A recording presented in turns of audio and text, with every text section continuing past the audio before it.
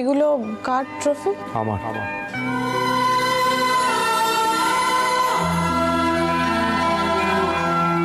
এখন তো কই আর গান বাজনা করতে শুনি না। সুরমণ্ডলে তো গান শিখতেই আসা হয়েছিল।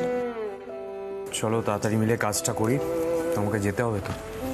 আমাকে যেভাবে কাল সেতারের রেয়াজে বসালে, নিজেও তো একটু গানের রেয়াজ করতে পারো।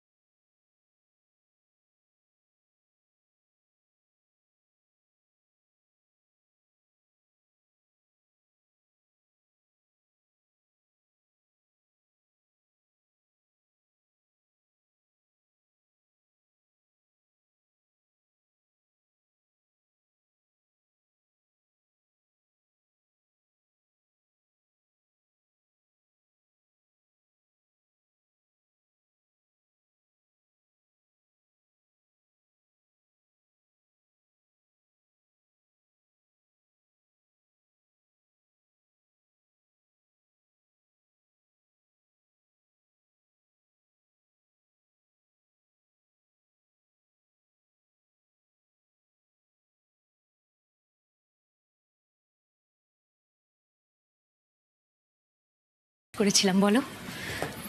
পিলু, এখন ওদের একটু একা ছেড়ে দাও, বুঝলে তো? তবে আমার কি মনে হচ্ছে না তো, বললে না নিজের ভুলটা এবার সত্যি সত্যি বুঝতে পারবে।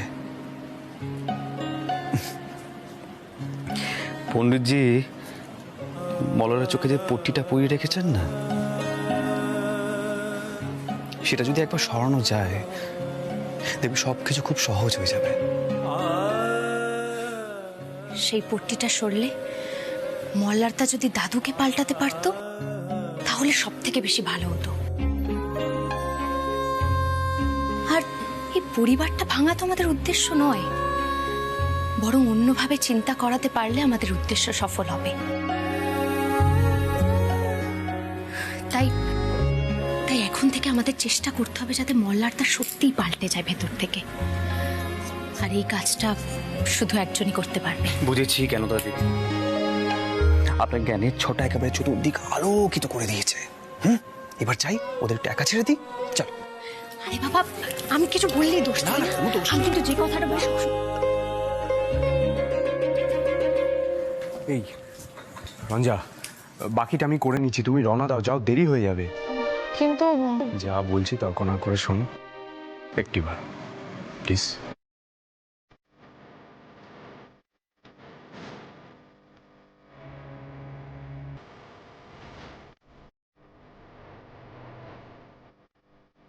যাও।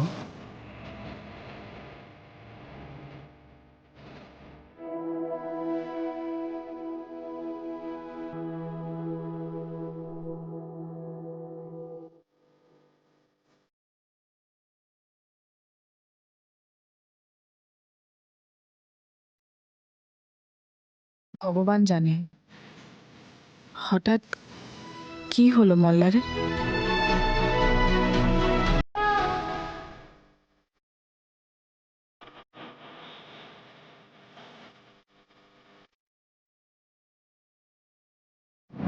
না রে অহনা, রঞ্জা বোধহয় আজ আর যাবে না। কি বলবো বলতো ওকে, মেয়ে এখন খুব সংসারী হয়ে উঠেছে জানিস তো, খালি সংসারের দোহাই দিচ্ছে। তুই ভাব। না না, আমি তো আজ আসছি। এই অহনা, তুই আজ কি সাজবি রে? বাহ, তাই? আচ্ছা শোন না, আমি এখন রাখছি কেমন? জানো বৌদি, কতদিন পর সবার সাথে দেখা হবে। সবাই রঞ্জার কথা বলছে, কি বলবো বলো তো। বৌদি যেরকম আগে সবকিছুতেই প্রতিবাদ করতো রাই, বৌদি যদি সেরকম থাকতো তাহলেই ভালো হতো জানো। অথচ দেখো, তখন আমি আবার বৌদিকে বলতাম একটু মানিয়ে নাও না গো, আমার দাদা ভেতর থেকে খারাপ মানুষ নয়, এইরকম বলতাম। বিশ্বাস করো রাই, বিয়ের পর আমি বুঝতে পারলাম সত্যিকারের ভালো মানুষ বলতে কি বোঝায়।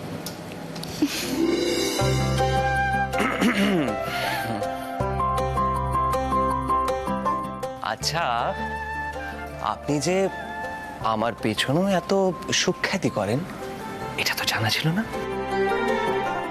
রাই, আচ্ছা আমি কি কারোর নাম নিয়েছি? একদম না বৌদি, এটা দাদার স্বভাব। কেউ ওর সুখ্যাতি করুক চাই না করুক, ওর মনে হয় সবাই ওর উপর মুগ্ধ হয়ে আছে। মুগ্ধ হয়ে আছে। এই শোন এদিকে শোন, যেদিন আমি একটু নাম করব না, সেদিন দেখবি সেলফি তোলার জন্য তোকেও লাইন দিতে হবে, মিলিয়ে নিস। ঠিক আছে ঠিক আছে, আমি না হয় লাইনে দাঁড়াবো, কিন্তু কিন্তু আমার এই বৌদিকে কখনো কিন্তু লাইনে দাঁড় করাবি না, সবসময় তোর পাশেই রাখিস, মনে থাকবে? বৌদির যদি কোনো কষ্ট হয় না, আমি কিন্তু সহ্য করতে পারবো না, বলে দিলাম। ও বাবা, এইরকম যদি একটা ননদ থাকে তাহলে আর বৌদি কিসের চিন্তা বলো তো দেখি। কিন্তু রাই, আমি আমার বৌদির জন্য কিচ্ছু করতে পারছি না, এটাই খুব কষ্টের। বেচারা আজকে বন্ধুর বিয়েতে যেতে পর্যন্ত পারছে না, কি কাণ্ড বলো দেখি। পিলু, বলেছিলাম তো যাবো না। আরে বাবা, তুমি চুপ করে এসো তো। কেন আমি করছো? বলছি তো, চুপচাপ দাঁড়াও এখানে। রঙ্গন দাদা, রঞ্জাকে ধরে নিয়ে এসেছি। রাইট, রঞ্জা কিন্তু যাবে। ওফো সুইনি আন্টি, এসব ঝামেলা বাড়ানোর কি কোনো দরকার ছিল? আরে রঞ্জা, এতে ঝামেলার কি হলো বলতো? আচ্ছা, তোর মাথায় এই হঠাৎ করে স্যাক্রিফাইসের ভূতটা কেন চাপলো?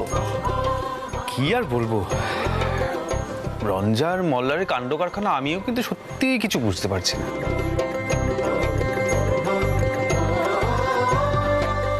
এই রঞ্জা, এবার একটু মুখটা ঠিক করতো। দুদিন আগেও তো তুই কোমর বেঁধে ঝগড়া করতিস, বাবা যেটা বলতেন ঠিক তার উল্টোটা করতিস। হঠাৎ সবকিছু পাল্টে গেল। ঋণ শোধ হচ্ছে কি না?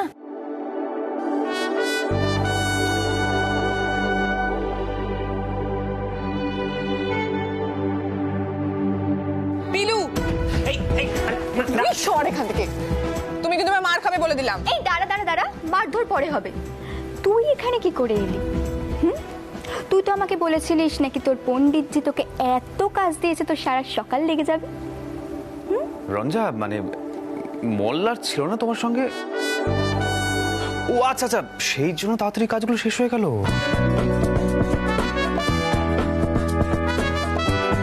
রঞ্জা, এখানে তুমি ঋণের বোঝা কমাচ্ছ, উল্টো দিকে মল্লার কিন্তু উপকার করে আরো বোঝা বাড়াচ্ছে। সত্যিই কিছু বুঝতে পারছি না। তা নয় তো কি, জানো তো মল্লিকা, তোমার দাদা রঞ্জাকে ঘর পরিষ্কার করতে সাহায্য করেছে।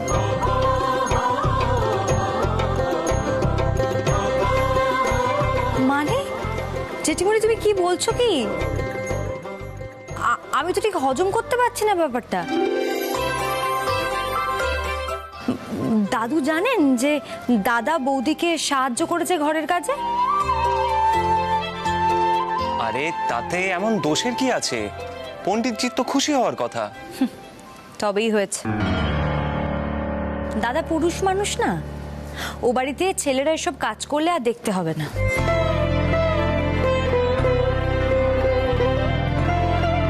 সেখানে দাদা বৌদিকে সাহায্য করেছে, কে জানে বাবা। এটাতেও নিশ্চয়ই কোনো উদ্দেশ্য আছে মল্লিকা। সময় মতো ঠিক বুঝতে পারবে। আসতে দে না সামনে উদ্দেশ্যটা ওর। এই শোন, তোরা তাড়াতাড়ি রেডি হয়ে নে, বেরিয়ে পড়তো। পিলু তুমি থাকবে তো? আহিরকে আর আমাকে কিন্তু যেতে হবে। মল্লারটা ওদিকে একা বাবাকে সামলাতেই পারবে না, আর রুক্মিণী তো ভয়েই শেষ হয়ে যাবে। চল আহির। রঞ্জা শোন,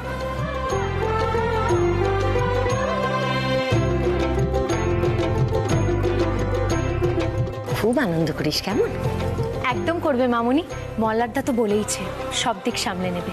মা মা তাড়াতাড়ি চলো, পণ্ডিতজির সামনে আবার মল্লারকে বেশিক্ষণ রাখা যাবে না।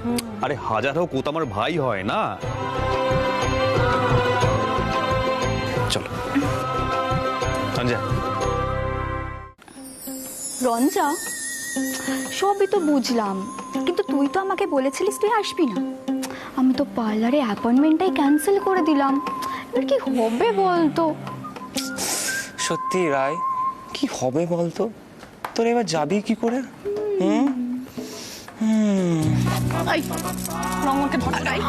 কি ভেবেছিস? শোন রঞ্জা, বিয়ে হয়ে গেছে বলে তোর ছেড়ে দেবো? আমার কথাটা শোন। আরে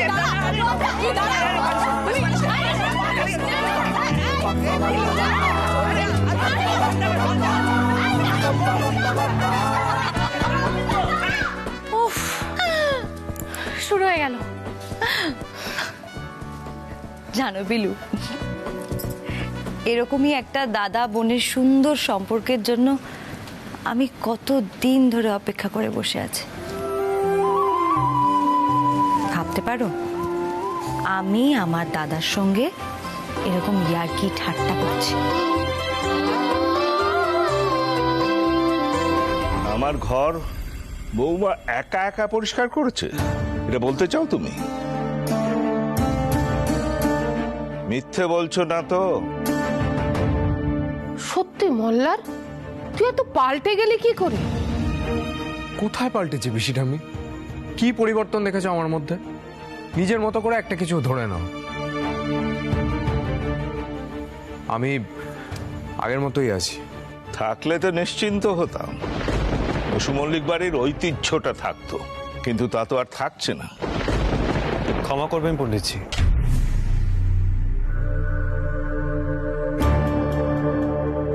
এই বাড়ির ঐতিহ্য নষ্ট হলো কি করে আমি একটু বুঝিয়ে বলবেন? মানে আমি শুনেছিলাম বসু মল্লিক বাড়ির আসল ঐতিহ্য হলো গান। দেখুন রেশারেশি করে সুরমণ্ডলটা কেড়ে নিলেন, তার বদলে এখানে তো সেভাবে গান বাজনাটাও হয় না। কিন্তু এই বিষয়ে আমি আপনার সঙ্গে ভেবেছিলাম কথা বলবো। আসলে কি বলুন তো, ছাত্রছাত্রীরা এখানে এসে গান শেখার সেই উৎসাহটা দেখায় না। আর দেখাবে এবার কি করে? এখানে তো সেই গান গাওয়ার পরিবেশটাই নেই।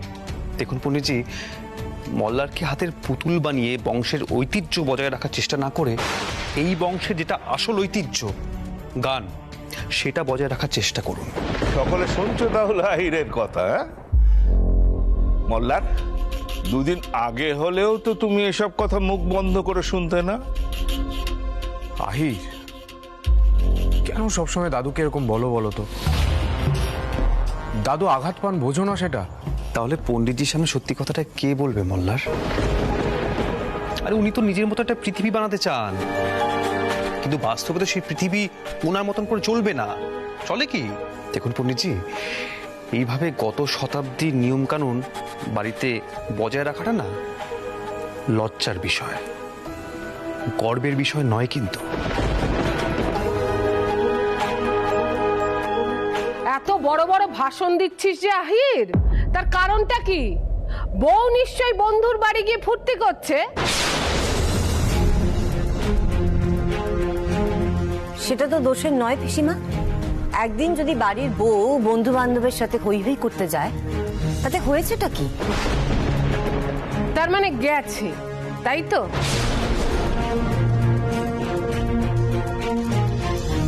দাদা, কিছু বুঝলে?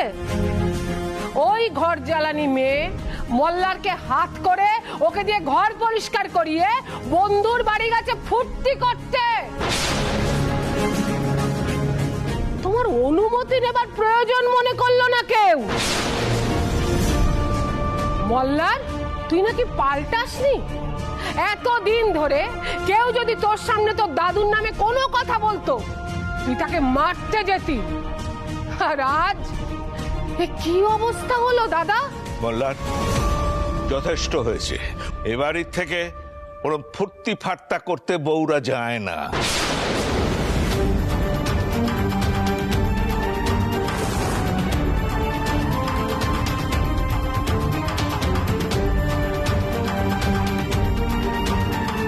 এটা তো আমাদের জানা ছিল না?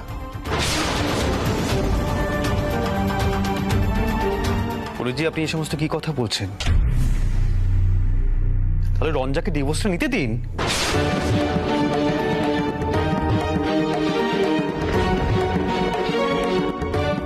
সেখানে তো আপনাদের সমস্যা, সঙ্গে সঙ্গে আবার অশান্তি শুরু করবেন। দেখুন, ও বাড়িতে গুরুজির শরীরটা কদিন ধরে ভালো নেই, অনেক রকম টেস্ট চলছে। এই বাড়ি অশান্তি খবর যদি ওনার কানে যায়, উনি কিন্তু আবার অসুস্থ হয়ে পড়বেন। সেটা কিন্তু আমি সহ্য করতে পারবো না।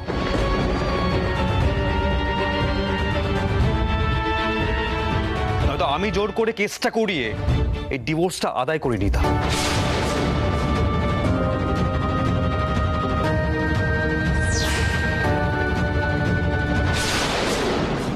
তোমার এখনো সমস্ত ভালোবাসা, আনুগত্য ওই সুরমণ্ডলের প্রতি, তাই না? বসু মল্লিক বাড়ির ছেলে হয়ে উঠতে পারলে না এখনো শুধু ওই বাড়ির চিন্তা। পরের ঘরের প্রতি সব আবেগ। আরে বাবা, নিজের ঘরের প্রতি কোনো টানই নেই। শোনো মল্লার, আজ যদি ওই সুরমণ্ডলের মেয়ে আমার অনুমতি ছাড়া বাইরে গিয়ে ফুর্তি ফাট্টা করতে থাকে, সে যেন আর এই বাড়িতে না ঢোকে।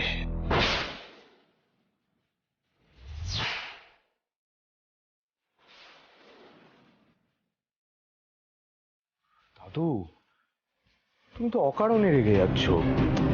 আরে বাবা, ওরকম কিছুই হয়নি। রঞ্জা ঘরে বিশ্রাম নিচ্ছে।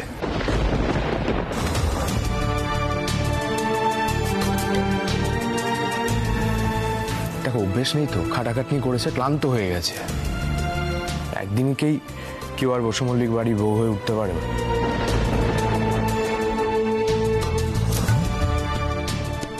হয়ে যাবে, আস্তে আস্তে হয়ে যাবে। পিসির, আমি তোমার না গীতা পাঠ শুনতে যাওয়ার কথা, চলো আমি পৌঁছে দিচ্ছি তোমায়। চলো চলো চলো। দাদু, শান্ত হও, ঘরে চলো। কেউ পাল্টায়নি। এ বাড়িতে তোমার জায়গাটা এতটুকু নষ্ট হয়নি।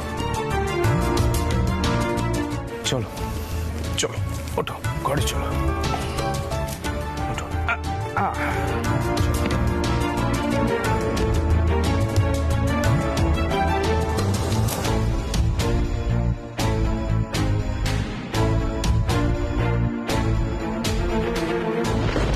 আমি বেশ বুঝতে পারছি এ বাড়িতে ভাঙন ধরেছে। আমাকে দেখতে হবে সত্যি সত্যি মল্লারের বউ ঘরে আছে কিনা। পিসি ঠাম্মি, কি তুমি দাঁড়িয়ে আছো এখানে? কোথায় জপের মালাটালা কোথায়? তুমি যাবে না? দেরি হয়ে যাচ্ছে তো, যাও।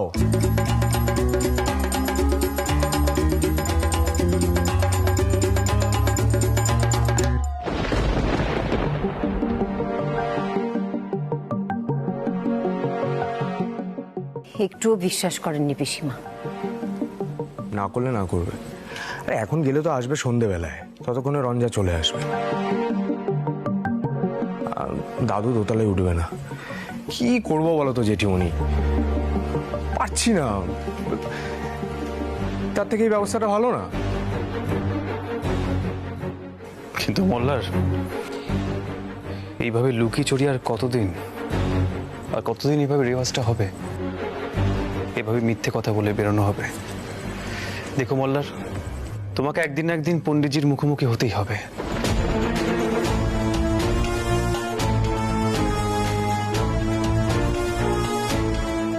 আজকের ঝড়টা তো সামলাই, তারপর দেখছি।